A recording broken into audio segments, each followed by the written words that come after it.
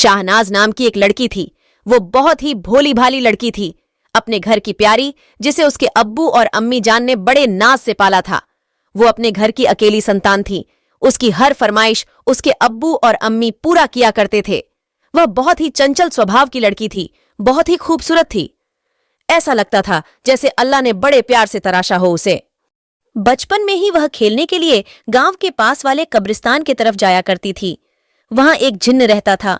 वह जिन्न उसे बार बार देखा करता था। उसके ऊपर जिन्न का दिल आ गया। उस दिन उस जिन्न ने शाहनाज का पूरा जीवन देख लिया कि आगे उसकी क्या स्थिति रहेगी।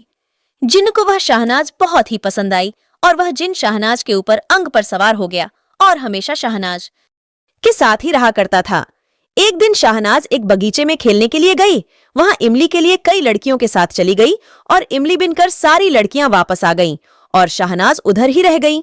वहां से जब वह शाहनाज वापस आई तो एक लड़की ने उससे पूछा, शाहनाज तू किधर रह गई थी? तो उसने कुछ नहीं बोला। शाहनाज उस लड़की को जिसने पूछा था उसे घूर रही थी। उसके घूरने से सभी डर से गए कि ये शहनाज को क्या हो गया। इतना सुंदर सा दिखने वाला चेहरा मानो शैतान का चेहरा हो गया था। कुछ ही देर के बाद शाहनाज अपने आप बेहोश हो गई। उस पर पानी छिड़का गया और जब वह होश में आई तो उसे हकीम के पास लेकर गए। हकीम ने कुछ दवा दी। हकीम की दवा का कोई असर शाहनाज पर नहीं हुआ और शाहनाज फिर से बेहोश होने लगी। शाहनाज को लेकर उसके अब्बू एक मुर्शीद के पास गए। उन्होंने मुर्शीद को सारा हाल सुनाया और मुर्शीद ने देखा कि शाहनाज के कोमल अंग पर कोई जिन्न बैठा है। मुर्शीद ने अल्लाह से दुआ की और एक ताबीज दिया शाहनाज के लिए। शाहनाज को थोड़ा आराम तो हुआ पर बार बार उसकी तबीयत खराब होती रही। अब्बू और अम्मी ने शाहनाज को कब्रिस्तान और बगीचे की तरफ जाने के लिए मना किया और शाहनाज ने बगीचे की तरफ जाना छोड़ दिया। पर वह जिन्न अभी भी शाहनाज के ऊपर था। वह जिन्न शाहनाज की खूबसूरती पर दिलोजान से फिदा था। वह उसे छोड़ना नहीं चाहता था। काफी समय बीत गया। शाहनाज की उम्र निकाह की हो गई। अब्बू ने शाहनाज के लिए काफी मुशक्कतों के बाद एक अच्छा रिश्ता देखा और निकाह का फैसला किया। निकाह के समय शाहनाज से पूछा गया, निकाह कबूल है?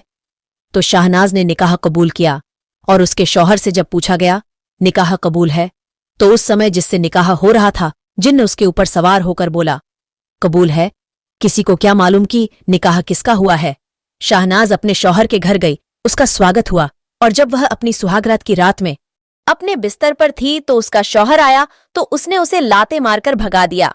शौहर ने सोचा पहली बार है इसलिए शाहनाज शर्मा रही है और मुझसे दूर रहना चाहती है। वह कुछ दूर जाकर दूसरी जगह सो गया। अब क्या था, जिन्न शाहनाज के साथ सुहागरात मना रहा था। शौहर बेचारा दूसरी जगह नींद में सो रहा था। शाहनाज के ऊपर जिन्न ने ही सवार होकर शाहनाज के जरिए उसके शौहर को लात मार के भगाया था। बेचारे शौहर को क्या पता। ऐसा कई बार हुआ। बेचारा शौहर लाचार था। वह अपनी लाचारी किसी को भी नहीं बता पा रहा था।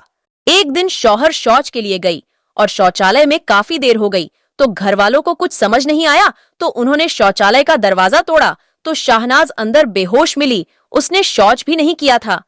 असल में वहां जिन्न उसके साथ संबंध बना रहा था।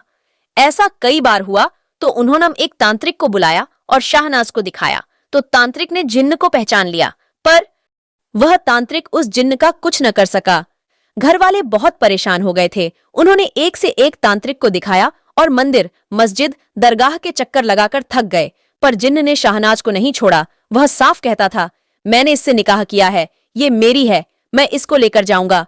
सभी घर वाले परेशान थे पर किसी की नहीं चली। एक दिन अचानक जिन्न ने अपना काम कर ही दिया और शाहनाज अपने घर वालों को छोड़कर दूसरी दुनिया में चली गई। घर वालों के लिए शाहनाज एक सपना बनकर रह गई। ये सब देखकर शहनाज के घर वालों ने बहुत डर गया। उसने की समझ में नहीं आ रहा था कि क्या करें। वह अपनी बेटी के लिए बहुत परेशान हो गए थे। उसके माता पिता का एहसास हुआ कि उसके ऊपर कुछ है। इसका एक दिन ऐसा हरकत देख कि सभी लोग हैरान हो गए हैं। उसने अपनी बेटी को ठीक करने के लिए के बारे में सोचने लगे कि आप क्या करें, अपने बेटी कैसे हम ठीक करें, उसके ऊपर क्या पता किया। आ गया है तो धीरे धीरे उन लोगों को पता चला कि उसको ऊपर जिन सवार हो गया है। वह जिन बहुत ही खतरनाक और खौफनाक है। उसने सोचा कि तांत्रिक को बुलाकर इसके बारे में पता करते हैं कि क्या हुआ है। इसके ऊपर में तो तांत्रिक ने बोला कि इसके जिन सवार हो गया है। वह जिन कब्रिस्तान की ओर रहता था। यह लड़की उसी स्थान की ओर रोज जाया करते थे। वहीं से इसके ऊपर हावी हो गया। इसकी खूबसूरती के कारण वह जिन इसे ले जाना चाहती है।